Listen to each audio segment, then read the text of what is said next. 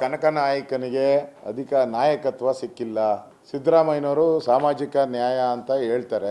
ಆದರೆ ಸಾಮಾಜಿಕ ನ್ಯಾಯ ಅಂದರೆ ಎಲ್ಲ ಜಾತಿ ಸಮುದಾಯಗಳನ್ನು ಒಟ್ಟಿಗೆ ತೆಗೆದುಕೊಂಡು ಹೋಗಬೇಕು ಅಂತೇಳಿ. ಈಗ ಸಿದ್ದರಾಮಯ್ಯನವರು ಅವರ ಮಗ ಯತೀಂದ್ರ ಅವರು ಸೂಪರ್ ಸಿ ಎಂ. ನಮ್ಮಪ್ಪನೇ 5 ವರ್ಷ ಯಾವುದೇ CLP ಮೀಟಿಂಗಲ್ಲಿ ಮುಖ್ಯಮಂತ್ರಿನ ಇಳಿಸಬೇಕು ಅಂತ ಯಾರೂ ಹೇಳೇ ಇಲ್ಲ. ಅಂದರೆ DK ಶಿವಕುಮಾರ್ ಪದೇ ಹೇಳ್ತಾರಲ್ಲ 198 ನನ್ನ ಜೊತೆಗಿದ್ದಾರೆ ಅಂತ. 138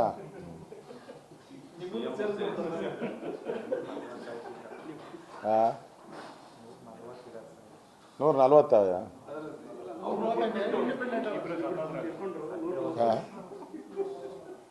ಸದ್ಯಕ್ಕೆ 224 ಅಂತ ಹೇಳಿಲ್ಲಲ್ಲ. 224 ನನ್ನ ಜೊತೆ ಇದ್ದಾರೆ ಅಂತ ಹೇಳಿಲ್ಲ. 138 ಜನ ನನ್ನ ಜೊತೆ ಇದ್ದಾರೆ ಅಂತ ಹೇಳ್ತಾರಲ್ಲ. ಅದೇ CLP ಮೀಟಿಂಗಲ್ಲಿ 138 ಜನನೂ ಇದ್ದಾರೆ.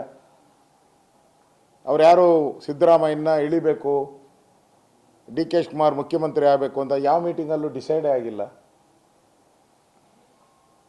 ಅದರಿಂದ ಇಲ್ಲಿ ಕೇಂದ್ರದ ಕಾಂಗ್ರೆಸ್ ನಾಯಕತ್ವ ಏನಿದೆ ಭಾಳ ವೀಕ್ ಆಗೋಗ್ಬಿಟ್ಟಿದೆ. ಅವ್ರಿಗೆ ಶಕ್ತಿ ಇಲ್ಲ. ಇಷ್ಟೆಲ್ಲ ಗೊಂದಲದ ಗೂಡಾಗ್ಬಿಟ್ಟಿದೆ. ಇಡೀ ಕರ್ನಾಟಕ ಗೊಂದಲದ ಗೂಡಾಗಿದೆ. ಕಾಂಗ್ರೆಸ್ಸಿನ ಭಾಳಷ್ಟು ಶಾಸಕರು ಪ್ರತಿದಿನ ಜ್ಯೋತಿಷ್ಯ ಹೇಳ್ತಾರೆ, ಡೇಟ್ಗಳನ್ನು ಕೊಡ್ತಾರೆ, ಬದಲಾವಣೆ ಡೇಟ್ಗಳು. ಮತ್ತು DK ಶಿವಕುಮಾರ್ ಡಿ ಕೆ ಅಂತೇಳಿ ಸಭೆಗಳಲ್ಲಿ ಸಿದ್ದರಾಮಯ್ಯನವರ ಸಭೆಯಲ್ಲೇ ಕೂಗಿಸ್ತಾರೆ. ಇಷ್ಟೆಲ್ಲ ಗೊಂದಲಗಳಾದರೂ ಕೂಡ ಕೇಂದ್ರದ ಕಾಂಗ್ರೆಸ್ ನಾಯಕತ್ವ ಈ ಕಡೆ ತಿರುಗಿ ನೋಡ್ತಾ ಇಲ್ಲ. ಅಷ್ಟು ವೀಕ್ ಆಗೋಗ್ಬಿಟ್ಟಿದೆ. ವೀಕ್ ಇರೋ ಕೇಂದ್ರದ ನಾಯಕತ್ವ, ಕಾಂಗ್ರೆಸ್ಸಿನ ನಾಯಕತ್ವದಿಂದ ರಾಜ್ಯದ ಅಭಿವೃದ್ಧಿ ಆಗಕ್ಕೆ ಸಾಧ್ಯನೇ ಇಲ್ಲ. ಈ ಒಳಜಗದಲ್ಲಿ ರಾಜ್ಯದ ಅಭಿವೃದ್ಧಿನೂ ಕುಂಠಿತ ಆಗಿದೆ. ಈಗ ಈ ಗೊಂದಲದಲ್ಲೇ ನನಗನ್ಸುತ್ತೆ 2 ವರ್ಷ ಮುಗಿಸ್ಬಿಡ್ತಾರೆ. ಇದೇ ಗೊಂದಲದಲ್ಲೇ ಯಾವುದೇ ಅಭಿವೃದ್ಧಿ ಮಾಡದೆ, ಯಾವುದೇ ಹೊಸ ಯೋಜನೆಗಳನ್ನು ತರದೆ, ಅಧಿಕಾರ ನಾನು ಎಷ್ಟು ವರ್ಷ ಇದ್ದೀನಿ ಅನ್ನೋದು ಪ್ರೂವ್ ಮಾಡೋಕ್ಕೆ ಮಾಡ್ತಾ ಇರೋವಂಥ ಆಡಳಿತ ಅಷ್ಟೇ. ನಾನು ಎಷ್ಟು ಬಡ್ಜೆಟನ್ನು ಮಂಡಿಸಿದ್ದೀನಿ, ಎಷ್ಟು ವರ್ಷ ನಾನು ಮುಖ್ಯಮಂತ್ರಿ ಆಗಿದ್ದೆ, ಇದನ್ನು ಪ್ರೂವ್ ಮಾಡುವಂಥ ವೈಯಕ್ತಿಕ ದಾಖಲೆಗಳನ್ನು ನಿರ್ಮಾಣ ಮಾಡುವಂಥ ಸರ್ಕಾರ ಇದು. ಜನ ದ್ರೋಹಿ ಸರ್ಕಾರ. ಜನರ ವಿಶ್ವಾಸವನ್ನು ಕಳ್ಕೊಂಡಿದ್ದಾರೆ. DK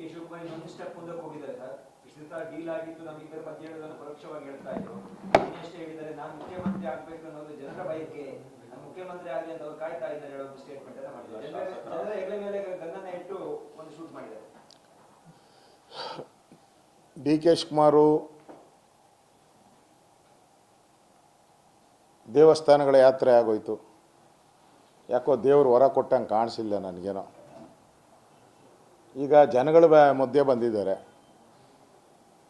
ಜನ ಹೊರ ಕೊಡ್ತಾರೋ ಇಲ್ಲ ಗೊತ್ತಿಲ್ಲ. ಇವೆಲ್ಲನೂ ಕೂಡ ಅವರ ಕಾಂಗ್ರೆಸ್ ಪಾರ್ಟಿಯ CLPಯಲ್ಲಿ ಚರ್ಚೆ ಆಗಬೇಕು.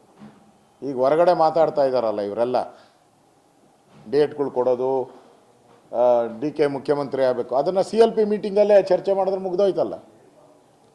CLP ಮೀಟಿಂಗಲ್ಲಿ ಚರ್ಚೆ ಮಾಡಿದೆ ಹೊರಗಡೆ ಎಲ್ಲ ಬಂದು ಹೇಳಿಕೆಗಳನ್ನು ಕೊಡೋದ್ರಿಂದ ಏನು ಉಪಯೋಗ ಇಲ್ಲ. ಗೊಂದಲ ಜಾಸ್ತಿ ಆಗ್ತಾ ಇದೆ ಅಷ್ಟೇ. ಕರ್ನಾಟಕದಲ್ಲಿ ಅಧಿಕಾರದ ಕಿತ್ತಾಟ ಇದೇ ನಾವು ನೋಡ್ತಾ ಇರೋದು ಪ್ರತಿದಿನವೂ ಕೂಡ. ಅದರಿಂದ ಇಷ್ಟೆಲ್ಲ ಆದರೂ ಕಾಂಗ್ರೆಸ್ ಕೇಂದ್ರದ ನಾಯಕತ್ವ ಮೌನವಾಗಿದೆ ಅಂತ ಹೇಳಿದ್ರೆ ಅವ್ರಿಗೆ ಇದನ್ನು ಬಗೆಹರಿಸುವಂಥ ಕೆಪಾಸಿಟಿ ಇಲ್ಲ. ಆ ಕೆಪಾಸಿಟಿಯನ್ನು ಕಳ್ಕೊಂಡಿರೋವಂಥ ವೀಕ್ ನಾಯಕತ್ವ ಕೇಂದ್ರದ್ದು. ಓಕೆ, ಗಂಟ್ಲೆಲ್ಲ ಹೋಯ್ತು. ತಿರುಗಿ ಶುರು ಮಾಡೋದೇನಪ್ಪ ನೀನು? ಅಲ್ಲಿ ಕಂಬಿಡಪ್ಪ.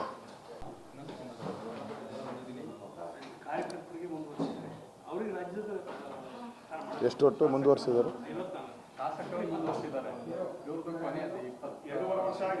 ಮುಂದಿನ ಆದೇಶದವರೆಗೆ ಎಲ್ಲರೂ ಕೂಡ ಸಂಪುಟದಲ್ಲಿ ಸ್ಥಾನಮಾನ ನೀಡಿದ್ದಾರೆ. ನೋಡಿದೆ ಅದು, ನೋಡಿದ್ದೀನಿ ಅದು.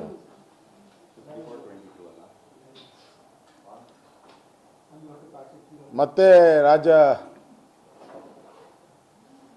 ಕಾಂಗ್ರೆಸ್ಸಿನ ಮುಖ್ಯಮಂತ್ರಿ ಸಿದ್ದರಾಮಯ್ಯನವರು ಎಲ್ಲ ನಿಗಮಗಳಿಗೂ ಕ್ಯಾಬಿನೆಟ್ ರ್ಯಾಂಕನ್ನು ಕೊಡೋ ಮುಖಾಂತರ ಸರ್ಕಾರದ ಬೊಕ್ಕಸಕ್ಕೆ ಪ್ರತಿ ವರ್ಷ ಸುಮಾರು 40ರಿಂದ 50 ಕೋಟಿ ಹೊರೆಯನ್ನು ತಂದಾಕೊಂಡಿದ್ದಾರೆ. ಜನರ ಟ್ಯಾಕ್ಸ್ ಪೇಯರ್ಸ್ ಹಣ ಕಾಂಗ್ರೆಸ್ ಪಾರ್ಟಿಯ ಮೋಜು ಮಸ್ತಿಗೆ ಉಪಯೋಗ ಮಾಡ್ತಾ ಇದ್ದಾರೆ. ಈಗಾಗಲೇ ನನಗಿರುವಂಥ ಮಾಹಿತಿ ಪ್ರಕಾರ ಗವರ್ನರು ಕೂಡ ಪ್ರಶ್ನೆಯನ್ನು ಮಾಡಿದ್ದಾರೆ, ಯಾವ ಕಾನೂನು ಅಡಿಯಲ್ಲಿ ಇದನ್ನು ಕೊಟ್ಟಿದ್ದೀರಾ ಅಂತೇಳಿ. ರಾಜ್ಯದ ಜನನೂ ಕೂಡ ಪ್ರಶ್ನೆ ಮಾಡ್ತಾ ಇದ್ದಾರೆ, ಕೊಡೋಕ್ಕೆ ಸಂಬಳ ಕೊಡೋಕ್ಕೆ ದುಡ್ಡಿಲ್ಲ ನಿಮ್ಮ ಹತ್ರಲ್ಲಿ, ಗೃಹಲಕ್ಷ್ಮಿ ಹಣ 2 ತಿಂಗಳು ಕಟ್ ಮಾಡಾಕಿದ್ದೀರಾ, ಅದನ್ನು ವಾಪಸ್ ಕೊಡೋಕ್ಕೆ ಹಣ ಇಲ್ಲ ನಿಮ್ಮ ಹತ್ರ, ಅನ್ನಭಾಗ್ಯದ್ದು 1 ತಿಂಗಳು ಯಾಮಾರಿಸ್ಬಿಟ್ಟಿದ್ದಾರೆ, ಅದನ್ನು ಕೊಡೋಕೆ ಹಣ ಇಲ್ಲ ನಿಮ್ಮ ಹತ್ರ. ಇವ್ರಿಗೆ ಮಾತ್ರ ಕಾಂಗ್ರೆಸ್ ಪಾರ್ಟಿಯ ಮೋಜು ಮಸ್ತಿಗೆ ಹಣ ಕೊಡ್ತಾ ಇದ್ದೀರಾ ಅಂತ ರಾಜ್ಯದ ಜನ ಪ್ರಶ್ನೆ ಮಾಡ್ತಾ ಇದ್ದಾರೆ. ನಾವು ಪ್ರಶ್ನೆಯನ್ನು ಮಾಡ್ತಾ ಇದ್ದೀರಿ, ಇದನ್ನು ಕೂಡಲೇ ರದ್ದು ಮಾಡಬೇಕು ಅನ್ನೋ ಆಗ್ರಹವನ್ನು ಮಾಡ್ತಾ ಇದ್ದೀರಿ.